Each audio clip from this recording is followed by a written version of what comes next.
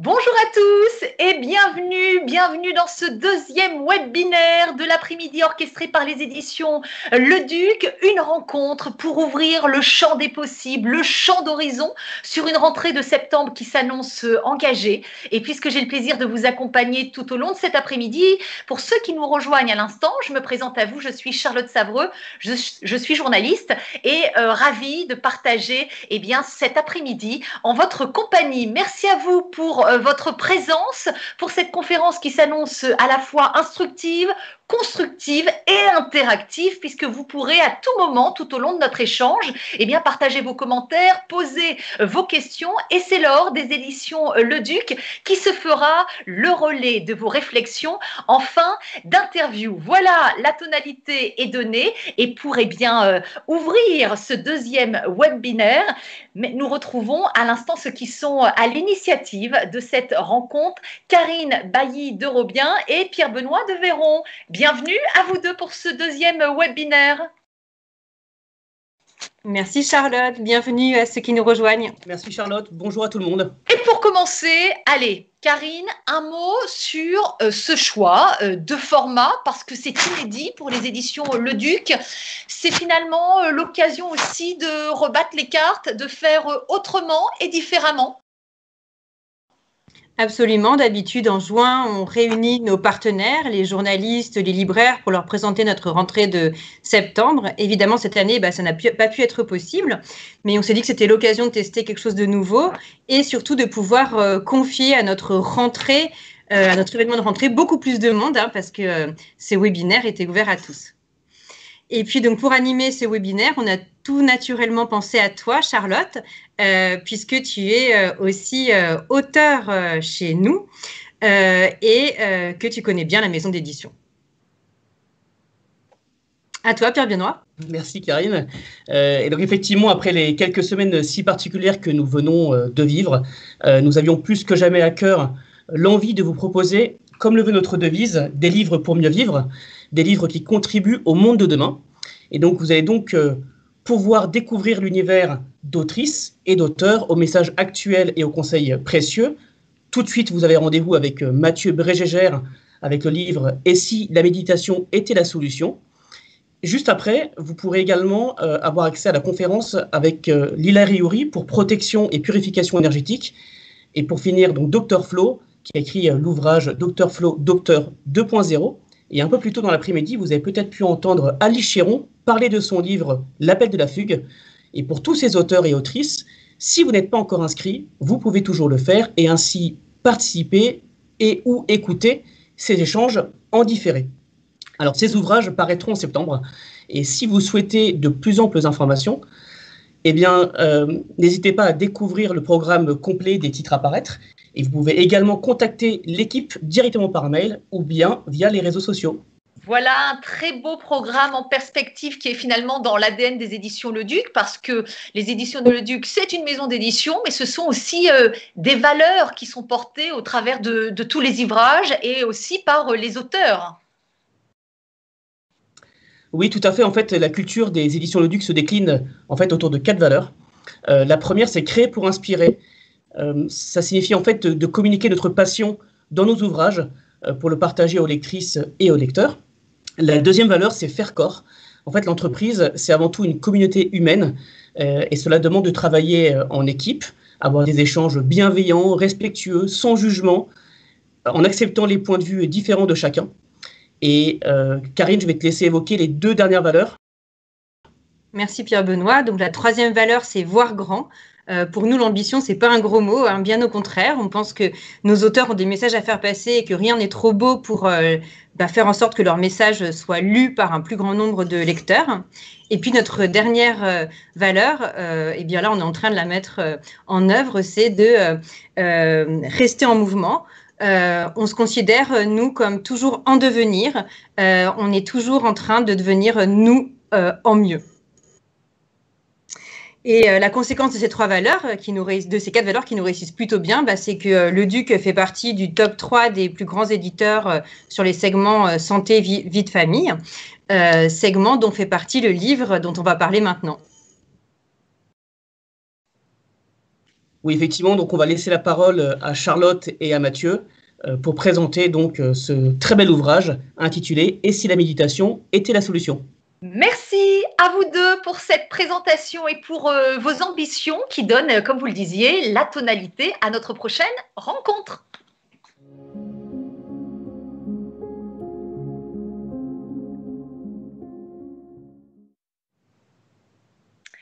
Mathieu Brégégère, bonjour et bienvenue.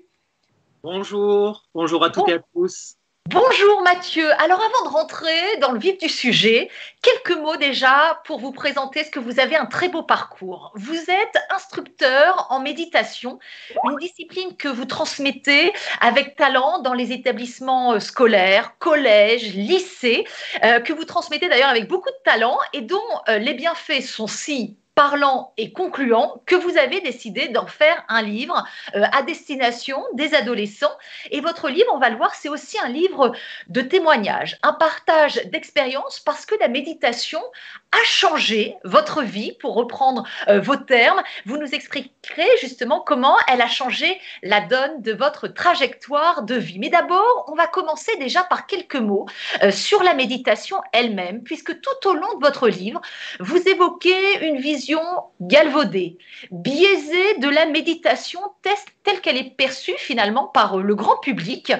Alors, avec le recul de votre expérience, comment vous pourriez nous définir ce qu'est la méditation, votre vision, votre conception à vous de la méditation, Mathieu? Merci pour cette introduction et pour cette première question. Peut-être qu'avant de dire ce qu'elle est, peut-être de dire justement ce qu'elle n'est pas et venir justement revenir sur quelques points des idées reçues sur lesquelles on peut se tromper. Et souvent, on croit, parce que la méditation est devenue aujourd'hui quand même un business, et j'appelle ça vraiment la méditation business. Et dans cette perspective, elle nous vend un peu du rêve. Et le rêve qu'elle nous vend, ce serait toujours garder le contrôle, que ce serait un outil de gestion du stress pour calmer l'esprit, que ce serait un outil qui nous permettrait de faire le vide dans sa tête ou encore de chasser les pensées. Et ça, moi-même, quand j'ai commencé la méditation, j'étais pris par ces idées reçues qui sont véhiculées partout. Et dans l'école où j'ai été formé, qui s'appelle l'école occidentale de méditation, c'est là que j'ai été formé. Donc, ce n'est pas une méditation que j'ai inventée, mais c'est quelque chose que j'ai reçu dans une école qui propose une méditation laïque, qui s'appelle l'école occidentale de méditation. Elle a été fondée par Fabrice Midal. Et c'est à partir de sa vision et de la vision de la méditation à partir de sa forme la plus ancestrale que j'essaye d'aller justement la transmettre dans les écoles, dans les établissements scolaires de tout ordre. Et si ce n'est pas pour nous rendre plus calmes, si ce n'est pas un outil de gestion du stress, oui, qu'est-ce que c'est?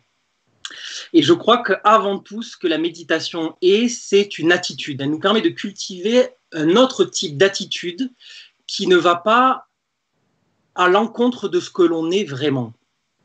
Et au fond, si la méditation, ce serait prendre un moment, par exemple, pour, je ne sais pas, j'imagine gérer son stress, gérer ou maîtriser sa vie. Au fond, on n'y arrive pas.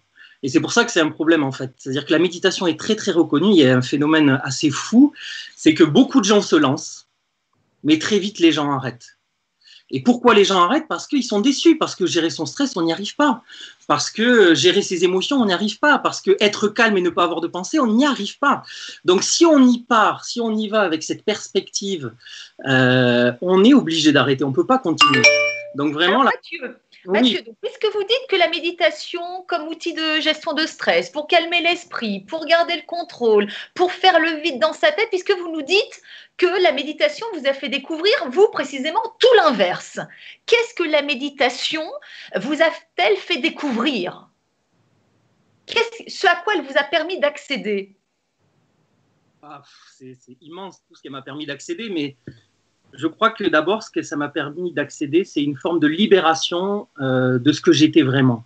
Et au lieu de continuer à m'en vouloir de n'être pas parfait, à m'en vouloir de parfois être touché, de parfois être sensible, de parfois ne pas y arriver, la méditation, ça nous permet d'abord d'accueillir pleinement et radicalement ce qu'on est là, maintenant. Et c'est ça, à partir de cette possibilité d'accueil inconditionnel de ce qu'on est, tout devient possible. Et après, peu à peu, des transformations arrivent. En fait, il y a un paradoxe là qu'il est difficile d'aborder si on ne fait pas l'expérience soi-même. C'est plus on va accepter ce que l'on est, paradoxalement, ça va ouvrir des portes de transformation. Plus on va résister et entrer en lutte contre soi-même, plus ça va nous bloquer et nous paralyser. Donc c'est vraiment ce mouvement qui libère en fait. Et c'est une libération que ça m'a apporté, vraiment une libération sur plein de plans. Et c'est en ça que votre livre est particulièrement intéressant, parce que vous nous proposez cette approche, on va dire, plus libératrice, celle d'une méditation qui fait un bien fou et qui a pour première vertu, alors juste, voilà, parce que je vais reprendre les termes que vous utilisez dans votre livre, la première vertu, celle de se foutre la paix. Ce sont vos termes. Alors, explication de texte, Mathieu. Alors, ce n'est pas mes termes. En fait, il y a un livre qui s'appelle comme ça, Se foutre la paix, de Fabrice Midal, et il a fait il y a 2, 3 ans ou 4 ans, je ne sais plus exactement, mais c'était un moment où il s'est rendu compte que les méditants qui l'accompagnaient, moi ça fait 10 ans que je médite et j'étais pris un peu dans ce mouvement-là. Dans la méditation, il y a un travail qui se fait sur la posture. Donc on se positionne d'une manière, il s'agit de se tenir dans une certaine posture, se tenir droit, mettre les mains. Et en fait, tous ces premiers pas qu'on fait dans la pratique, où on essaye de mettre en place une posture, il s'est rendu compte que ça, c'était une nouvelle manière pour les méditants de ne pas se foutre la paix, de s'en vouloir, de ne pas accepter qui ils sont au fond. Et comme le geste le plus profond de la méditation, au-delà de la posture, au fond, à un moment, on s'en fout de la posture. Ce qui est important, c'est de développer cette attitude où on se libère de la violence qu'on a contre soi-même, de la non-acceptation de ce qu'on est. Il a dit, bon, à un moment, il faut un geste radical, une expression radicale qui nous permet de retoucher l'essence de la méditation, foutons-nous la paix. Et en fait, avec les adolescents, j'ai commencé un peu avec, avant foutez-vous la paix, j'avais commencé vraiment à leur dire la posture, on se tient droit, le dos droit. Et très vite, avec les classes, je me suis rendu compte que c'était notamment quand les élèves posaient des questions, ils me disaient oui, mais j'arrive pas à me tenir droit, j'ai mal au dos, j'arrive pas, j'ai plein de pensées. Donc je me suis dit mais ça va pas aller. Il faut que je passe par autre chose, par un autre endroit. Et j'y suis allé. Il y a un jour, c'était avec une classe. Je sais pas, il y a comme une inspiration. Je n'avais pas du tout pensé aller par là. Et je me suis dit mais va vers ce mouvement que propose Fabrice. Montre-leur que la méditation, c'est d'abord se foutre la paix. Et du coup, j'ai guidé une pratique un peu dans cette dimension-là, de prendre un moment vraiment où ils peuvent juste être eux-mêmes, de vraiment sans pression, se libérer de tous les rôles sociaux qu'ils ont, et juste se foutre la paix. Et là, le reçu que j'ai eu dans le temps de questions-réponses avec les jeunes, toujours on prend un petit moment pour discuter, je me suis dit, ah ouais, là, je tiens quelque chose. Et c'est là que ça a complètement transformé ma pratique avec les ados, et que je suis allé sur ça, et là, je vois les effets. C'est là qu'il y a quelque chose qui se libère chez les jeunes, à partir de cette possibilité de se foutre la paix. Alors, on va reparler des adolescents dans quelques instants, parce que vous attaquez un gros dossier. Faire de la méditation à des ados, là, c'est pas ce qu'il y a de plus facile, c'est pas le public le plus facile. On va y revenir, mais déjà sur cette notion de se foutre la paix, puisque vous reprenez les termes dans votre livre, se laisser tranquille, s'assumer, s'accepter tel que l'on est, sans pression, sans enjeu, avec cette part de vulnérabilité que vous évoquez dans votre livre, cette part de fébrilité. C'est quand même très difficile au regard de la société qui est la nôtre, c'est-à-dire on est dans une société de la performance, de l'injonction au bonheur. C'est difficile d'assumer sa part d'ombre ou de sa part de fébrilité. On aurait envie, mais on n'est quand même pas dans cette époque et dans cette société-là pour nous accompagner à faire émerger cette part de vulnérabilité. Oui, tout à fait d'accord. Alors comment on fait, Mathieu ? Et c'est pour ça que la méditation, c'est une réelle aventure. Et c'est une aventure, au fond, qui nous réhumanise. Parce que, comme vous le dites, cette société de winner où il faut être parfait tout le temps et surtout pas montrer qu'on a de failles, par peur de montrer une part de faiblesse et de vulnérabilité, qu'est-ce que ça nous apporte comme résultat? Dans quelle société on vit si on y regarde de plus près? Eh bien, ça crée une société déshumanisée. Qu'est-ce qui se passe? Moi, je le vois très bien, j'ai été éducateur spécialisé et je le vois bien même moi-même dans mon métier. cette impossibilité de parler de ses failles, de les sentir, ça nous robotise en fait. On devient des robots en essayant de surtout se protéger. Et on est même un peu parano parce qu'à force de se protéger, de ne pas montrer ses failles, parce qu'on en a tous, on devient robotisé. Moi, la dernière fois, je parlais. C'est partout, ça prend tout dans toutes les institutions. Là. Juste les gens qui nous appellent pour nous vendre quelque chose ou pour nous parler, même le Pôle emploi, que ce soit toutes les institutions, même de l'accompagnement humain. Quand je parle aux gens aujourd'hui, c'est pas des robots, hein. Des fois il y a des machines, mais ils sont pris dans un protocole qui fait qu'on a l'impression de ne pas parler à un être humain. Des fois je me dis, attends, c'est une machine là à qui je parle ou c'est non, c'est un être humain. Et on est comme emprisonné par cette impossibilité d'être humain en fait. Parce qu'être humain, c'est être vulnérable, c'est avoir des failles, c'est ne pas être parfait tout le temps. Et là, on est enfermé dans une impossibilité d'être soi-même et ça déshumanise tous les espaces de la société. Mathieu, vous dites que c'est justement un problème majeur de notre société. En quoi, qu'est-ce qui vous fait dire et quel est l'impact palpable sur nos vies quotidiennes ? Parce qu'il y a des gens qui se sentent beaucoup plus en sécurité en étant robotisés qu'en étant ce qu'ils sont. Oui, c'est vrai. Mais c'est une pseudo-sécurité. En fait, c'est sûr que la première impression, si on se crée un petit territoire, si on a une forme de mur qui nous protège, on a l'impression qu'on est en sécurité. Mais ça nous fait perdre le vivant, ça nous anesthésie, ça nous déprime, ça crée une forme de nostalgie et on perd la dimension vivante de l'existence. Donc il y a un risque, c'est sûr. Et c'est pour ça que ce n'est pas une méditation théière que je propose, ou je ne sais pas, tisane que je propose aux adolescents. C'est une méditation qui va les réveiller. Et c'est un risque, mais c'est le risque de la vie, en fait. On peut pas. Et aujourd'hui, on a tellement peur de la vie. Moi, je le vois avec les adolescents, mais je le vois avec les adultes, qu'on a peur d'être avec l'autre, parce que être avec l'autre, rencontrer quelqu'un, c'est la possibilité de montrer une part de notre vulnérabilité. Et aujourd'hui, ça nous fait tellement peur, on est tellement parano que quelqu'un voit nos failles, qu'on n'ose plus être ensemble. Moi, je le vois dans les familles, on est ensemble, mais on a notre portable, on n'est pas vraiment avec les autres, et ça tue la relation, la possibilité d'être en relation. Et c'est là que c'est un problème pour la société grave. Alors, on y revient parce que c'est ce que vous portez au cœur de votre ouvrage, c'est-à-dire vous dites qu'on a tout à y gagner à avoir un langage plus authentique, pour reprendre vos termes, parce que c'est lui seul qui nous permet finalement d'accéder à une forme de transformation, à une forme de transcendance aussi de soi-même. C'est d'ailleurs ce que vous a révélé la méditation. Parler le langage authentique, ça passe par quoi ? Ça passe d'abord par la possibilité de se rencontrer vraiment. Et la méditation, c'est ce qu'elle permet d'abord. En fait, avant de vouloir sauver le monde, on va d'abord, grâce à la pratique, se rencontrer réellement. Donc, sentir les émotions que l'on vit là maintenant, sentir son corps, vraiment se rencontrer. Et dans la rencontre, comme je vous l'ai dit, la méditation nous propose de développer une attitude d'acceptation radicale de ce qu'on est. Donc, une vraie amitié. C'est comme si on développait une forme d'amicalité avec soi-même pour se réconcilier et faire la paix. Avec soi d'abord. Et là, à partir de là, sans même, c'est naturellement, ça se fait complètement naturellement, le rapport aux autres, le rapport au monde devient plus libre, devient plus authentique, devient plus vrai. Et être authentique, c'est pas raconter tout ce qui se passe par c'est pas dire tout ce qui se passe par ma tête, c'est pas raconter toute ma vie sans laisser de possibilités, c'est juste écouter la situation, parce qu'en fait la méditation c'est je me rencontre et en même temps je m'ouvre au monde, donc j'écoute de mieux en mieux la situation et je sens que là, si j'amène cette parole vraie, ça va ouvrir un espace.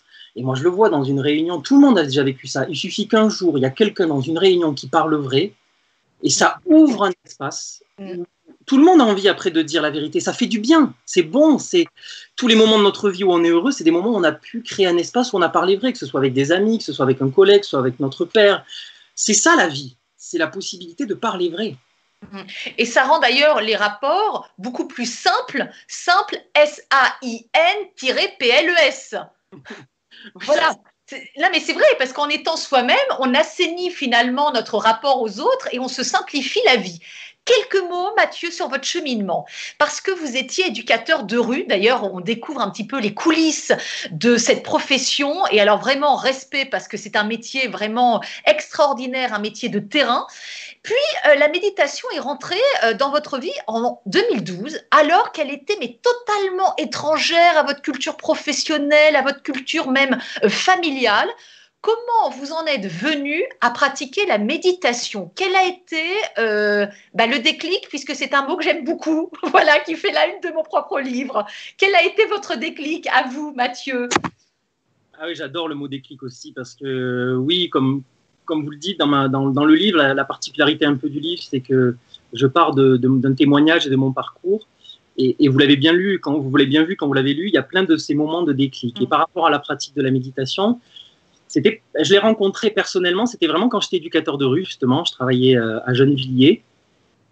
Et je sentais vraiment que j'avais besoin de retrouver une pratique, parce que de retrouver, je n'en ai pas encore trouvé, mais il y a comme une réminiscence de quelque chose qui est reconnu quand on trouve la pratique, par exemple, de retrouver une pratique qui me permette de retrouver une présence beaucoup plus unie avec mon corps. J'étais vraiment en guerre contre mon corps. Et j'avais entendu que la méditation était une possibilité de rencontrer son corps et de créer une unité entre son corps et son esprit. Et c'est vraiment ça qui m'a lancé. C'est aussi pendant mes études de sciences de l'éducation, parce que en même temps que j'étais éducateur de rue, je suivais un cursus à distance en master de sciences de l'éducation. Et là, il y a un enseignant qui parlait de la pratique de la méditation, qui nous le montrait, qui pouvait avoir une dimension éducative. Et moi, comme j'étais éducateur, j'ai commencé à me renseigner. J'ai découvert cette école occidentale de méditation. J'ai fait une séance, il y avait des séances portes ouvertes. J'ai fait une séance. Et là, j'ai senti, à travers cette pratique, que j'étais accueilli déjà par les gens, mais que je pouvais m'accueillir aussi. Et c'est là que tout s'est parti, la possibilité de s'accueillir comme je vous dis depuis le début, tel qu'on est. Et depuis, cette pratique a changé votre vie, vous l'évoquez dans votre livre. En quoi a-t-elle, alors là je reprends encore les termes que vous utilisez dans votre livre, en quoi a-t-elle révolutionné, c'est le terme que vous utilisez, même au-delà, transmuté votre vie? Qu'est-ce qu'elle a changé? Oui. D'abord, en fait, ce que permet la méditation, c'est qu'on commence à méditer et on se rend compte, c'est pour ça que c'est pas méditer pour chasser les pensées, c'est un projet fou, parce que dès qu'on commence à méditer, on se rend compte qu'on a plein de pensées, justement. Et je crois que la première chose qui m'a bouleversé, c'est de voir les contrastes. Et c'est ça va de suite dans la vie quotidienne, les contrastes entre les moments où j'étais présent, où j'étais là, vraiment là avec, par exemple, la personne avec qui je parlais, et les moments où je n'étais pas du tout là, pris par des pensées du futur, j'étais ailleurs. Et là, le choc, et c'est pour ça que c'est difficile de tenir quand on débute la méditation, c'est qu'il y a 10 fois plus de moments où j'étais pas là que de moments où j'étais là. Et ce qui m'a pas mal bousculé dans ma pratique, notamment professionnelle, c'est que je pensais que j'étais quelqu'un qui savait écouter. Franchement, j'ai été formé à l'écoute, j'étais éducateur spécialisé. Et là, depuis que je pratiquais, quand j'étais en entretien avec des jeunes, je me rendais compte qu'il y avait plein de moments où je rentrais comme dans une forme de pilotage automatique qui donnait l'impression que j'écoutais les jeunes par des signes extérieurs qui leur faisaient dire « bon, mais ils m'écoutent », mais j'étais pas du tout là. Comme si j'avais perdu le côté vivant de la capacité d'écoute et du risque de l'écoute. Et là, ça m'a complètement remis en question. Donc, ça a complètement bouleversé ma qualité de présence. C'est ça que ça change, c'est la qualité de présence. Et quand je vous disais le corps et l'esprit, voilà, mon métier à ce moment-là, c'était d'être dans la rue, d'être dehors. Et c'est une présence corporelle d'être dehors. Et je crois que ça m'a apporté la possibilité d'arrêter de m'excuser d'être quelque part. J'étais dehors, j'étais dans la rue. Et c'était OK, je sentais mon corps, j'étais avec lui. Et ça change complètement la tonalité. J'ai vu dans la rencontre avec les jeunes qu'il y avait eu un déclic à ce moment-là. Que des jeunes avec qui j'étais jamais rentré en relation jusque-là, c'est comme s'il y avait une confiance qui irradiait, un rayonnement qui leur permettait de dire « tiens, lui, je vais pouvoir m'appuyer sur lui ». Parce qu'il ne s'excuse pas d'être là. Ça n'empêche pas d'être là. Ouais. Excusez-moi Mathieu, puisque vous évoquez les jeunes qui sont quand même au cœur de votre ouvrage, on va leur accorder désormais l'espace de l'échange. Pourquoi les adolescents? Pourquoi avoir choisi de travailler avec ce public? Parce qu'on ne peut pas dire que ce soit, comme je disais au démarrage, le public le plus facile à fédérer autour de la méditation. Oui. Eh bien, en fait, quand j'étais éducateur de rue et que j'ai rencontré la pratique, je ne me sentais pas encore légitime pour transmettre. Donc, quand j'ai terminé ma mission d'éducateur de rue dans cette association, je n'avais jamais pu parler de méditation avec ces jeunes, même si j'en faisais des adolescents. Et puis, je suis devenu formateur dans le travail social et je suis devenu peu à peu enseignant dans l'école occidentale de méditation et je me sentais de plus en plus légitime pour la transmettre. Et j'ai commencé à créer des petits modules pour les éducateurs dans les écoles d'éducateurs, et j'ai vu que ça les aidait énormément. Et c'est là que j'ai eu un appel des ados, parce que au fond, quand je regardais ce qui se développait comme pratique méditative, on parlait aux adultes, la méditation pour les adultes, bien sûr, pour les enfants, il y a beaucoup de choses qui se font à l'école maternelle, pas à l'école maternelle, mais à l'école primaire. Mais les ados, personne n'avait envie d'aller les voir, ou peu. Et là, je me suis dit, mais je connais les ados, c'est un public qui me touche. Moi-même, mon adolescence, ça a été quelque chose de vraiment difficile et en même temps un tremplin. C'est là que j'ai envie d'aller, c'était un appel. Et c'est comme ça que j'ai eu l'idée de me dire où trouver les ados. Ben, c'est à l'école. C'est là que c'est cet endroit qui pour moi était si difficile que j'ai envie d'aller, que j'ai envie et c'est là que je me suis lancé. Je suis devenu auto-entrepreneur. Je crois qu'il y a 3 ans maintenant, et j'ai commencé à travailler plus spécifiquement avec les adolescents. Méditer avec les adolescents, c'est méditer différemment. Il y a une approche singulière quand on s'adresse aux adolescents pour les inviter à accueillir le silence, à accueillir le vide, parce qu'ils sont quand même aujourd'hui plutôt au cœur d'une société du divertissement. Comment on arrive à fédérer les adolescents à cette pratique qui finalement va à l'encontre de ce qu'ils recherchent dans l'effervescence de leur jeunesse? Oui. Oui, ça a été un défi. Moi, au début, j'avais cet appel, comme je vous disais, mais il y avait une part de moi qui ne croyait pas du tout. Je me disais, mais ça va être impossible. Mais en fait, ce qui s'est passé, c'est que dans les premiers temps, les premières rencontres que j'ai faites avec des classes, je me suis rendu compte qu'il ne fallait pas que j'axe directement. Ils savaient que je venais pour leur transmettre cette pratique, mais je n'axais pas ma rencontre avec eux directement sur la pratique. J'avais envie d'abord de leur parler à eux, à ce qu'ils vivaient. Et j'ai essayé de peu à peu c'est constituer des illustrations, des exemples. Je parle au début beaucoup des écrans, du rapport au portable, de plein de choses qui leur sont proches et qui leur permettent de voir. En fait, après, j'essaie de leur montrer comment, par ce biais-là, sans le diaboliser, mais comment peut-être que ça peut être quelque chose qui les empêche d'être présents, d'être attentifs. Et à partir de là, je sens qu'il y a une accroche. Et à partir du moment où il y a l'accroche, je commence à avancer un petit peu avec la pratique. Et dans la pratique en elle-même, bien sûr que le rapport au silence, au départ, c'est paniquant. Pour des jeunes pour nous tous, hein, mais dans cette société du divertissement où il y a toujours quelque chose autour de nous qui parle à un moment, le silence, c'est l'angoisse. Mais c'est tout léger, c'est un tout petit moment de panique. Et après, et c'est pour ça que là, je les accompagne au début de manière très rapprochée, quand la panique des quelques secondes où le silence fait peur, on rencontre le silence n'est pas vide en fait. Il y a des bruits, ils entendent des choses qu'ils n'avaient jamais entendues. Et là, du coup, c'est parti. Alors, puisque vous constatez les bienfaits, des bienfaits qui vous ont inspiré notamment cet ouvrage, avec le recul de votre expérience, quels sont les problèmes spécifiques auxquels les adolescents sont confrontés, qu'ils ont pu partager avec vous au cours de ces sessions de méditation et sur lesquels la méditation a pu apporter des réponses concrètes à cette métamorphose, à cette période d'instabilité qu'est l'adolescence? Je crois que la première chose, c'est comme je vous le disais au départ, c'est se réconcilier avec eux-mêmes, c'est faire la paix avec. En plus, c'est une période où les faiblesses, les failles, elles sont complètement sur le devant de la scène en fait. Ils essayent de se protéger, mais c'est une période de crise où c'est très très difficile de se protéger de ses failles et de sa vulnérabilité. Donc déjà, c'est de réconcilier avec ce qu'ils sont. Et ça, je crois que c'est la clé, cette attitude, c'est l'attitude de la méditation, elle nous permet ça. Et puis, se réconcilier avec ce qu'ils sont, c'est se réconcilier avec leur corps qui change. Et ça, c'est vraiment un travail que je fais beaucoup parce que je vois qu'il y a une détestation du corps. Parce que le corps, aujourd'hui, il est tellement normé que personne, au fond, ne peut ressembler au corps normé qui est vendu dans les publicités. Donc, ils détestent tous leur corps. Donc, il y a un vrai rapport de réconciliation avec leur corps tel qu'il est là. Puis, c'est surmonter les peurs, l'angoisse. Parce qu'en fait, je travaille dans plusieurs types de lycées et je travaille dans des lycées un peu difficiles avec des jeunes où je travaille plus la question de l'émotion, de la frustration, de la violence, comment travailler avec quand j'ai envie de frapper un enseignant, quand j'ai envie de l'insulter, que faire avec ça, avec ces émotions-là. Et puis dans d'autres lycées, ça va être l'angoisse de la performance.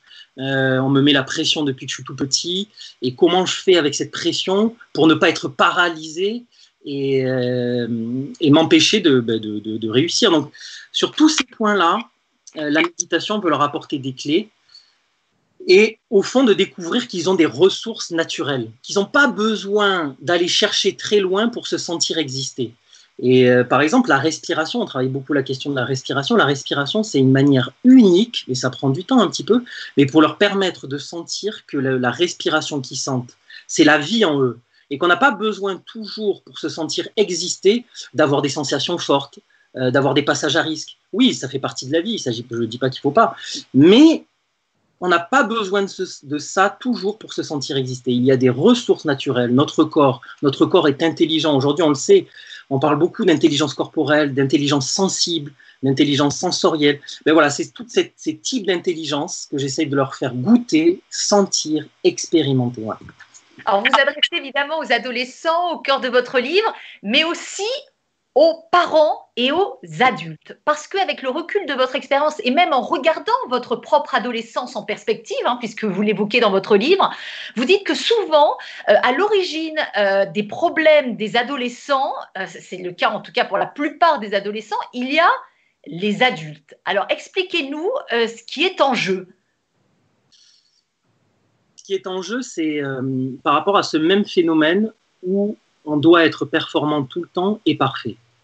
Ce phénomène crée une sensation qu'il faut qu'on se protège du monde et des autres et qu'on ne se montre pas tel qu'on est. Donc, en fait, finalement, les adultes se protègent et créent une forme de protection qui les empêche de montrer qu'ils sont aussi vulnérables. Et les adolescents, comme je vous le disais tout à l'heure, qui sont pris dans une crise de vulnérabilité énorme, quand ils discutent avec leurs parents, ils ont l'impression de voir justement des gens qui sont parfaits en fait. Et la possibilité d'entrer en relation et de parler de ce qui est difficile pour eux devient presque impossible. Il y a comme une forme d'isolement entre les ados, eux-mêmes, parce qu'il y a une forme d'obligation d'être parfait aussi entre eux. Donc, alors bien sûr, il y a des relations d'amitié qui fait qu'ils se parlent, mais vraiment de manière générale, on sent que tout le monde est un peu isolé. Et les adolescents se sentent isolés. Donc, au fond, ce livre, il s'adresse avant tout aussi aux parents. Pour aider nos adolescents, il faut qu'on fasse la paix avec nous-mêmes adultes. Il faut qu'on devienne adultes nous-mêmes, qu'on arrête de se cacher, qu'on se démasque. Et à ce moment-là, la relation avec notre adolescent se fera directement, facilement. En fait, c'est ce que j'ai vu avec les jeunes. Si je commence à faire le malin, à dire « moi j'arrive », ça ne fonctionne pas. Ça ne peut pas fonctionner. Ils ont besoin d'avoir des êtres humains qui ne sont pas parfaits et qui leur parlent. Je les ai vus, je le voyais aussi au niveau des éducateurs spécialisés. Les éducateurs spécialisés qui arrivent à créer un lien avec les jeunes, notamment, mais avec tout le monde, c'est des éducateurs authentiques, qui sont vrais, qui ne se cachent pas. Donc voilà, c'est vraiment ça qui me semble créer un fossé, mais entre tous les êtres, en fait. C'est pas seulement les ados avec les adultes, on est tous un peu dans notre bulle. Et la méditation, ça ouvre les bulles, ça explose la bulle, et c'est à la rencontre du monde. Alors, comment vous vous retrouvez un jour dans un établissement scolaire, dans une classe, face à des élèves? C'est-à-dire, comment vous est venue l'idée? Parce que vous le disiez, vous aviez un CDI, vous aviez une autre profession, vous avez tout lâché pour aller à la rencontre des adolescents au cœur des établissements. Voilà, vous avez sollicité finalement l'éducation nationale. Comment on se retrouve un jour à l'école? Et d'ailleurs, vous le dites dans votre livre, c'est plutôt une bonne idée de votre part parce que l'établissement scolaire, c'est un lieu de prédilection pour la méditation. C'est votre cri du cœur. Oui, parce que c'est un élan. Voilà, c'est un élan. La méditation, ça donne confiance et ça nous permet peu à peu de nous relier à ce qui fait vraiment désir chez nous. Et je crois que voilà, j'adorais être formateur dans le travail social. C'est vraiment un métier qui me passionne. Transmettre, ça me passionne. Mais là, à ce moment-là, j'ai eu un appel. Je me suis dit, mais au lieu de rencontrer seulement une promotion par an et de leur transmettre cette pratique, j'ai eu cet appel d'aller à la rencontre des gens pour transmettre cette pratique qui, pour moi, est complètement adaptée à notre temps, à ce temps du mouvement permanent. Parce qu'elle nous permet de travailler avec la question du mouvement et d'accepter ce mouvement permanent qui nous prend. Donc, j'ai répondu à cet appel. C'était un risque énorme parce que, comme je vous dis, oui, j'avais un CDI et il fallait devenir auto-entrepreneur. C'est pas du tout la même chose. Mais voilà, je me suis lancé. Et les lycées, très vite, moi, les lycées et les collèges, je me suis rendu compte que avant de parler de la méditation à une classe ou à quelques élèves, ce qui était important, c'est de travailler sur l'atmosphère. Et au fond, et ça c'est grâce aux enseignants que j'ai rencontrés au départ, hein, les pionniers j'étais d'abord dans un lycée professionnel, ça a été l'endroit expérimental où j'ai commencé. J'ai été toute une année avec eux, je travaillais gratuitement au début. Et les professeurs et tout ça, ils me disent en fait il faut toucher l'ensemble. C'est comme si l'école aujourd'hui avait un état de guerre de tous contre tous. Les élèves avec les enseignants, les enseignants avec les élèves, les parents qui sont au milieu et puis entre les personnels entre eux, il y a comme un état de guerre permanente qui fait qu'on ne se sent pas vraiment à la maison. Et j'avais envie que l'établissement soit un lieu comme on s'y sentait à la maison. Donc c'est pour ça que j'ai proposé la méditation à des classes, mais j'ai aussi fait des formations pour les enseignants, pour le personnel, et ça crée une ambiance générale, une atmosphère qui se transforme. Et c'est l'atmosphère qui est magique. Au-delà de la méditation, c'est si l'atmosphère change, si les conditions sont réunies pour que ça transforme tout. Donc voilà. C'est ce que vous dites dans votre livre, c'est-à-dire que quand vous êtes arrivé dans un établissement scolaire, vous êtes dit, mais le climat est tellement lourd, c'est la lutte de tous contre tous, les élèves face aux professeurs, les professeurs avec la direction, le personnel technique avec le personnel enseignant, les parents avec l'institution. Vous dites que c'est vraiment un lieu où il faut recréer l'atmosphère et c'est ce que permet la méditation. C'est ça. Mais c'est l'école, mais c'est partout, hein, ce genre d'atmosphère. Mais c'est sûr, la méditation recrée ce lien. Et moi j'ai été très marqué, c'était pas dans ce premier lycée, mais qui montre aussi cette part de vulnérabilité dans les formations que je fais pour les enseignants, qui sont ouvertes pas qu'aux enseignants, hein, du coup à la personne qui est au secrétariat et même au personnel de direction. Il y a un principal dans un collège qui a accepté de participer à la formation. Et c'est des petites formations où il y a 15 personnes. Et là, moi, j'y vais pour qu'il parle vrai, en fait. Et ce principal qui parlait vrai, qui parlait de sa pratique, qui parlait de sa vulnérabilité, finalement, eh bien, loin de le rendre faible par rapport à ses employés, au contraire, il y avait un respect qui s'est installé, une vraie confiance, parce que les enseignants pouvaient se mettre à sa place, lui pouvait se mettre à la place des enseignants, et puis, loin de le rendre faible, ça l'a rendu beaucoup plus fort. Enfin, moi, je le vois maintenant dans son collège. Donc c'est ça, c'est pour ça qu'il faut faire confiance à cette part que la vulnérabilité ne nous rend pas faibles, mais au contraire nous rend vraiment forts. On ne se cache plus, on est vrai, et ça transforme tout. Et quelle belle expérience, puisque maintenant, le rectorat d'ailleurs a reconnu officiellement vos interventions. Quel retour vous avez du personnel enseignant, des professeurs? Parce que vous leur donnez aussi une forme d'autonomie pour eux-mêmes poursuivre l'aventure de la méditation avec les élèves, au cas par cas, en fonction des moments de la vie scolaire. Voilà, c'est ça, tout l'enjeu de la formation des enseignants, c'était aussi de se dire que moi, je ne vais pas rester 10 ans dans un établissement pour transmettre la méditation, c'est je passe, je transmets quelque chose que j'ai reçu, et à partir de là, c'est aux enseignants qui le souhaitent, bien sûr, hein, de continuer à alimenter cet état d'esprit, cette attitude méditative dans leur collège, dans leur lycée. Et c'est ce qui se passe, en fait, dans certains établissements où je suis resté 2 ans ou 1 an. Et bien après, c'est les enseignants et les enseignants et le personnel qui continuent à installer la pratique dans les classes. Et en fait, c'est vraiment souvent le moment clé avec les enseignants, ce qu'ils m'ont dit, eux, hein, c'est le moment où les élèves rentrent dans la classe.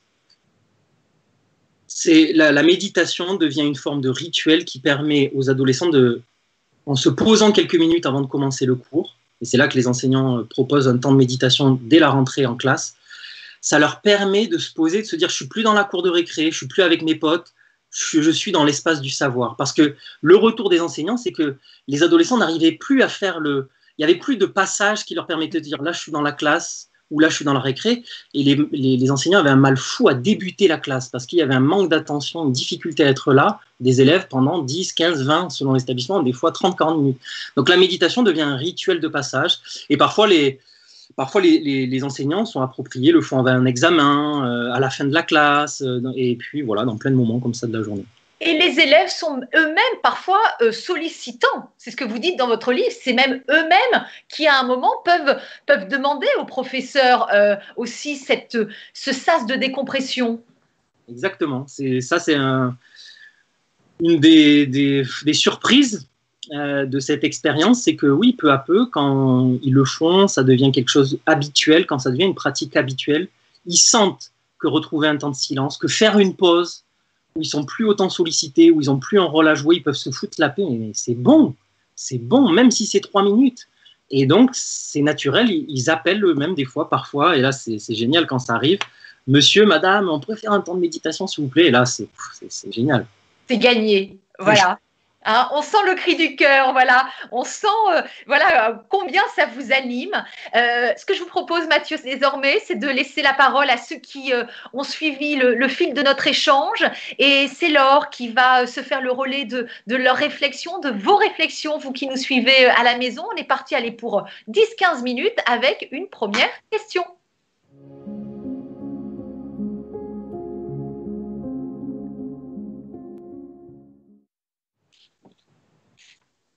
Et voilà, Laure des éditions Le Duc qui est de retour avec nous.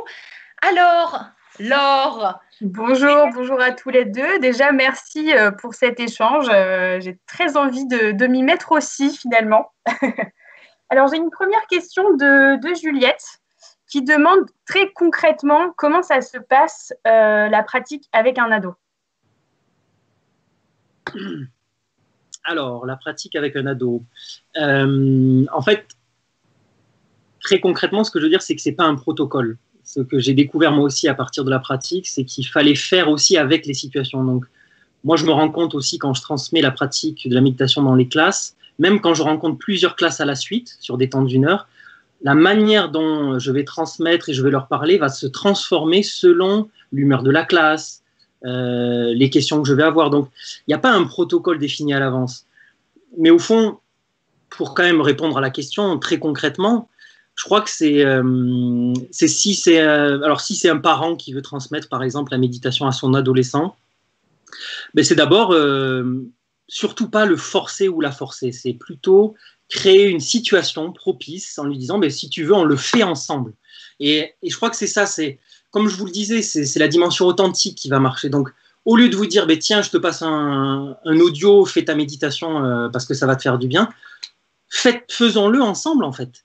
Et souvent, je crois que si le parent le fait avec son enfant, avec son ado, et qu'il en parle aussi de sa pratique, lui dit ben voilà moi comment ça s'est passé, j'ai senti cette émotion, parce que le livre il va pouvoir aussi vous accompagner à travers différentes pratiques, on va travailler plus sur l'émotion, sur le corps. Et faites la méditation avec votre adolescent et parlez de votre expérience, parce qu'après il y a toujours un moment après la pratique où c'est important de parler de ce qu'on vient de vivre. Comment on s'est rencontrés là maintenant, et ça vaut le coup d'établir un rapport authentique à travers cette pratique en parlant vrai de comment ça s'est passé pour nous. Et pour prolonger vos propos, Mathieu, précisez aussi, parce que nous n'avons que 30 minutes ensemble, mais dans votre livre, vous consacrez toute une partie très pratique pour accompagner les adolescents eux-mêmes dans cette posture de méditation et aussi pour accompagner les parents pour inciter, pour suggérer aux adolescents la possibilité de cet outil. Oui, c'est ça. En fait, ce livre, il est un peu étonnant parce qu'il pourrait s'adresser à la fois à des parents. Il est dans la collection des parents. Donc, au départ, c'est les parents, les éducateurs, les enseignants, tous ceux qui travaillent avec des adolescents au quotidien qui peuvent s'en saisir et y trouver des clés pour transmettre aussi, pour avancer s'ils ont envie de se lancer aussi dans la pratique avec des petits groupes. C'est pour les parents. Et j'ai bien l'espoir, il y a plein de petits moments qui sont pour les adolescents, j'ai bien l'espoir que les ados s'en saisissent aussi. Donc voilà, c'est un livre, et c'est pour ça aussi qu'il y a ce témoignage, c'est cette idée de rendre ce livre disponible pour tous. Et pour compléter aussi, non seulement il y a une partie pratique, mais Julien nous demande s'il y a des méditations guidées dans le livre et lesquelles. Donc peut-être qu'on peut en parler aussi. Oui, c'est ça. En fait, il y a 12 méditations guidées que j'ai enregistrées. Donc ça va se faire. C'est pas un CD qu'il y aura dans le livre, c'est une application. On pensait que c'était beaucoup plus simple en fait, même pour les ados, pour les parents d'ados. Aujourd'hui, il y avait un CD. Enfin, moi, j'ai pas de lecteur CD pour pouvoir écouter la méditation, mais si j'ai une application, je bip et hop, de suite, j'ai la méditation. Et donc, il y a tout un processus avec ces 12 méditations, d'étape par étape. Alors, c'est sûr qu'au début, je propose de commencer par les étapes. Au début, on va se foutre la paix. La première étape, c'est vraiment on se fout la paix. Et puis, on va... C'est beaucoup ce terme de l'après-midi. Hein. Et puis après, on va rencontrer son corps, travailler, découvrir son souffle, sentir l'espace, l'environnement autour de nous, et puis travailler avec les émotions. Voilà, il y a vraiment des étapes. Et puis après, quand on l'a fait une fois dans l'ordre, on peut aller sur la méditation qui nous parle le plus selon l'état émotionnel dans lequel on est. Enfin voilà. Donc, il y a toute une galerie aussi de personnages au cœur de votre ouvrage pour accompagner les adolescents, pour faire tomber les masques, pour faire tomber les rôles, parfois aussi au cœur d'une famille. Ça aussi, ça participe à donner une dimension ludique à la méditation. Oui, c'est vrai qu'en fait, il y avait un jour, en fait, dans la pratique de la méditation, il y a une image pour représenter la part de nous qui nous divertit. Et dans la tradition, on appelle ça le petit singe.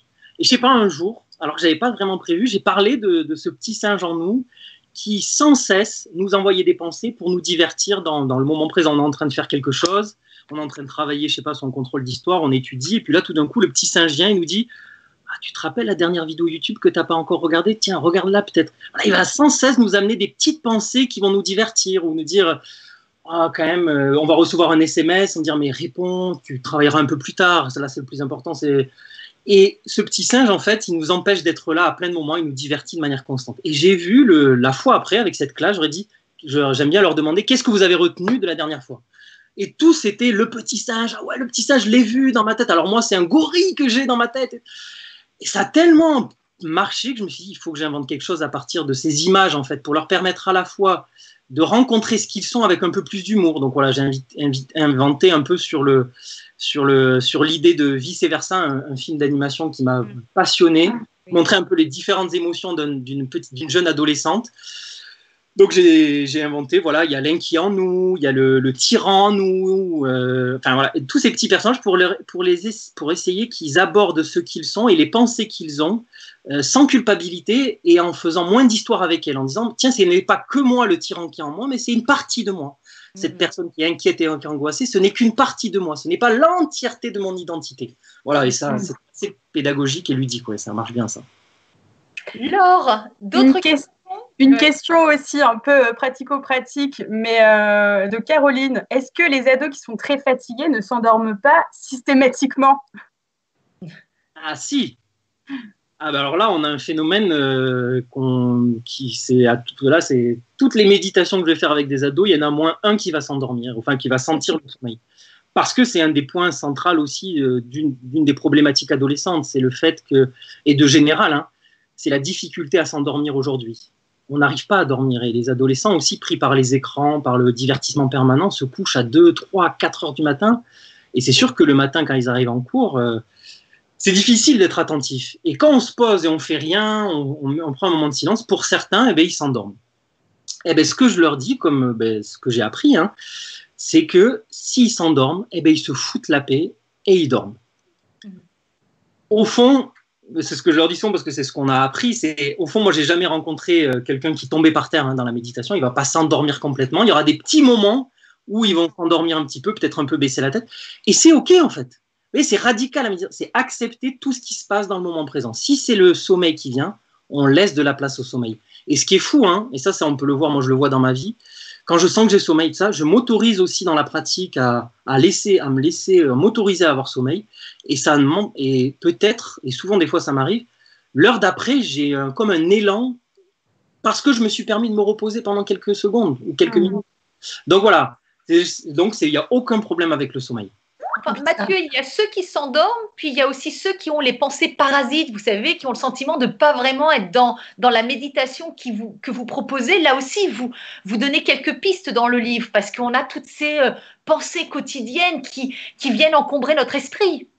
Comment on se laisse aller à la méditation? Et justement, déjà, si on s'enlève l'idée reçue que la méditation, ça va chasser les pensées, ça va nous calmer, déjà, on aborde les pensées qui nous traversent pendant la pratique de manière beaucoup plus tranquille. Donc déjà, c'est un premier pas à faire. Ne plus lutter contre les pensées qui viennent. Ne pas essayer de les chasser. Et puis après, finalement, quand on laisse de la place, parce que c'est ça aussi, méditer, c'est laisser de la place. Donc on est attentif aux pensées qui viennent, mais on est aussi attentif à son corps, à la respiration. Et du coup, la pensée n'est plus au cœur de notre attention. Elle vient. Et parfois, il y a certaines pensées qui viennent, on les touche, on les accueille, tiens, je pense à ça, ok. Et puis après, on les laisse, on est avec son corps, on ne fait rien avec, et puis elles s'en vont aussi vite qu'elles sont venues, en fait. On découvre le processus des pensées qui viennent et qui s'en vont aussi vite si on ne s'y accroche pas. Voilà, donc tout le travail, c'est de faire un pas de côté avec nos pensées. Et puis s'il y a des moments où on s'y accroche, on se rend compte qu'on s'est accroché à nos pensées, et puis c'est ok. Et en fait, on devient moins sous l'emprise de nos pensées pendant la pratique. Et d'ailleurs, c'est comme dans la vie, plus on est dans l'acceptation, moins les choses s'accrochent d'une certaine manière. Tout ça se renforce. Plus on est dans le reflux, plus ça se renforce. Exactement, oui.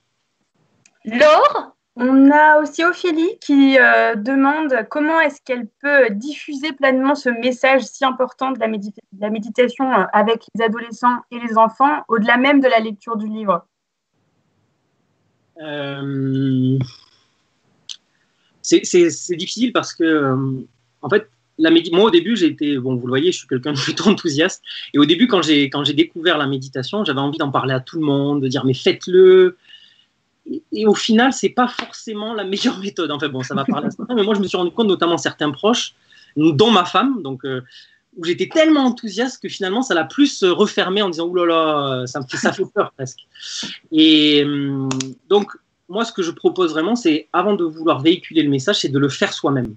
Et en fait, si on le fait, dans la manière dont ça va nous transformer, notamment pour les gens qu'on connaît, tout ça, ils vont se sentir ah ouais, là, il y a quelqu'un qui est maintenant là. Il y a quelqu'un, parce que c'est ça, on devient quelqu'un. On ne devient pas parfait, mais on devient quelqu'un qui a une force, une présence. Et ça, on a envie de le faire après. Donc faites-le. Enfin, moi, je propose à Ophélie de le faire. S'il y a quelqu'un qui est intéressé, de lui en parler, bien sûr, mais ne pas faire du prosélytisme. Ça, c'est pour moi, j'ai compris dès les premiers mois que ce n'était pas du tout la bonne méthode. C'est à chacun de sentir quand c'est le bon moment. Moi, quand je transmets la méditation aux ados, je leur transmets quelque chose. Et puis, j'ai pas l'objectif que tous mes ados méditent 10 minutes le soir chez eux. On voit bien, enfin, il y en a qui sont prêts à le recevoir, d'autres pas.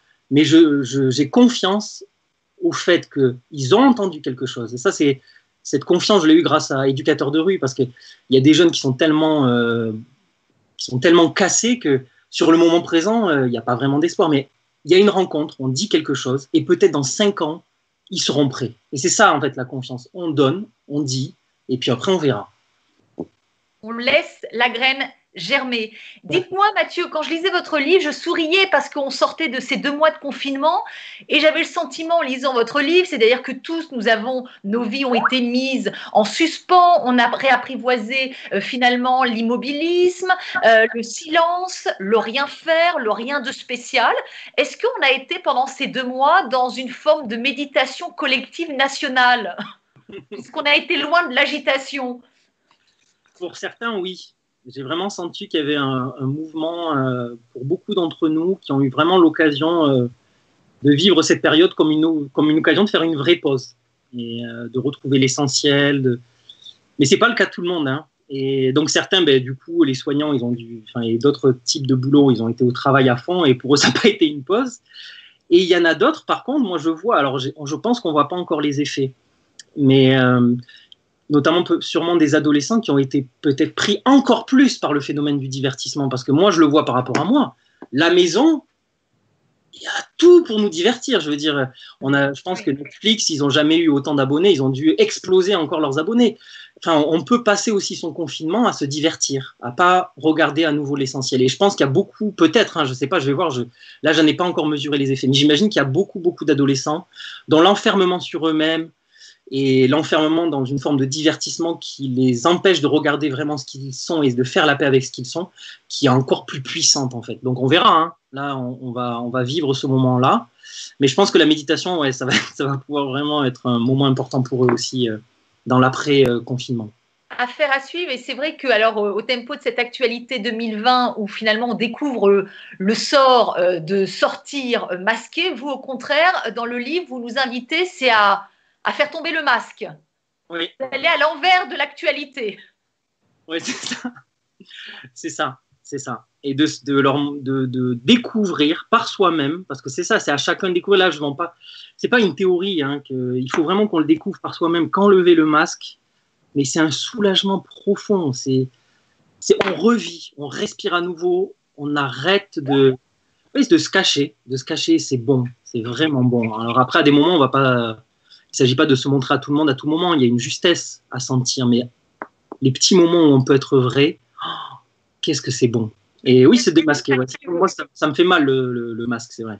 Le temps le temps passe, on pourrait prolonger, mais voilà, on va juste terminer sur qu'est-ce que c'est bon, parce que c'est quand même un cri du cœur et c'est une bouffée d'oxygène. Merci infiniment, Mathieu, pour vraiment votre discours engagé envers les adolescents. Merci pour ce bel échange. Et on retrouve évidemment votre livre à sortir en septembre. Et si la méditation était la solution, la méthode qui apaise nos ados. Merci Mathieu, très bon week-end à vous. Merci beaucoup Charlotin pour tout ce que vous avez fait, c'est génial. Merci Mathieu, c'est vous qui êtes formidable. Allez, très beau week-end, à bientôt Mathieu. À bientôt. Prochain webinaire, c'est à suivre dans quelques instants. Si vous interrompez l'aventure de cet après-midi maintenant, on vous souhaite un très beau week-end. Et pour ceux qui poursuivent l'aventure de ce webinaire, on se retrouve dans quelques instants. À tout de suite.